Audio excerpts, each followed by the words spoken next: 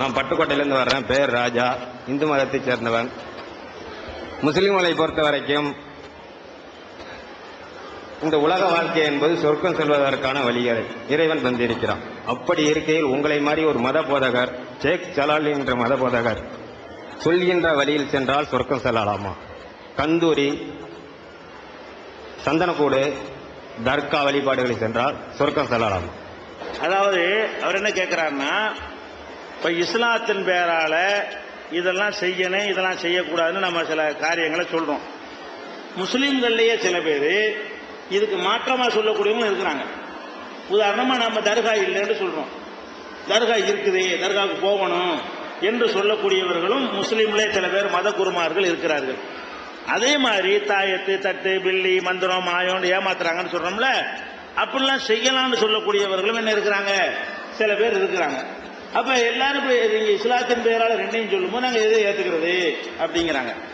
எதை ஏத்துக்கிறதுன்னு கேட்டா, எது குர்ஆனுக்கு நெருக்கமாக இருக்கிறதோ, எது அறிவுக்கு நெருக்கமாக இருக்கிறதோ அதை என்ன செய்யணும், ஏற்றுக்கொள்ள வேண்டும். எங்க மதத்திலேயே இந்த தாயத்து, தட்டு, பில்லி எல்லாம் போடுறான் இல்லையா, அவன்கிட்ட போய் நாங்க டெஸ்ட் பண்ணுவோமே.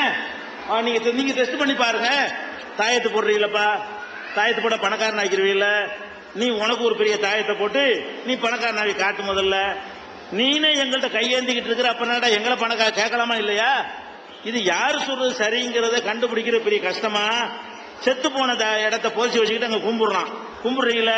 இப்ப செத்து போன நோண்டுவோம், யாரு இருக்கான்னு பார்ப்போம், அவர் எந்த சொல்லட்டும் பார்ப்போம்னு கேளுங்க. உண்மை தெரிஞ்சு வருமா இல்லையா?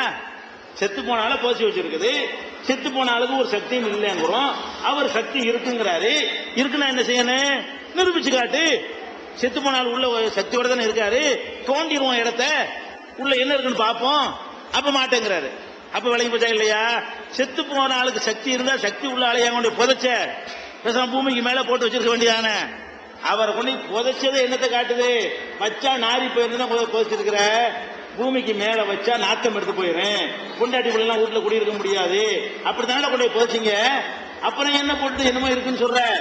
இப்படி கேளுங்களா நீங்க.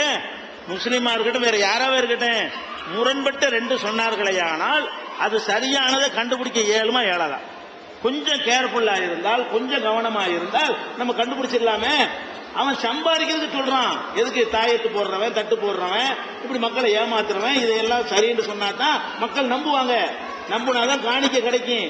அதுக்காக வேண்டி அவன் சொல்றானே தவிர அதுல நிஜம் இருக்குதா? தாயத்துங்கிற நம்முடைய வாழ்க்கையை மாத்திருமா? தட்டுங்கிற நம்முடைய வாழ்க்கையை மாத்திருமா?